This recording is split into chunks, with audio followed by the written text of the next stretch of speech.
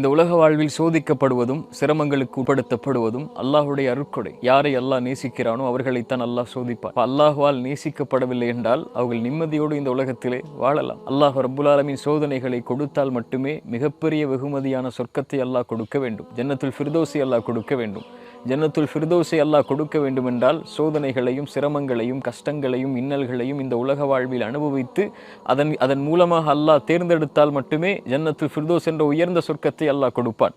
குர்ஆன் சொல்லுகிறது, அல்லாஹ் முஃமின்களுடைய உயிரை, அவர்களுடைய செல்வத்தை சொர்க்கத்திற்கு பகரமாக அல்லாஹ் விலைக்கு வாங்கி கொண்டான் என்று. அப்படி என்றால் உயிர்களையும் செல்வத்தையும் அர்ப்பணித்தால் மட்டுமே அல்லாஹ் ரப்புல் ஆலமீன் அந்த சொர்க்கவாதிகளாக அவர்களை மாற்றுவான். சோதனை வருகிறது, சிரமங்கள் வருகிறது, கஷ்டங்கள் வருகிறது, இன்னல்கள் வருகிறது என்றால் அல்லாஹ்விடத்திலே உறுதியை கேட்டு தைரியமாக அதை முன்னெடுத்து செல்லுங்கள். அதன் மூலமாக அல்லாஹ் கொடுக்கின்ற வெகுமதிகள் மறுமையில் பெரியது.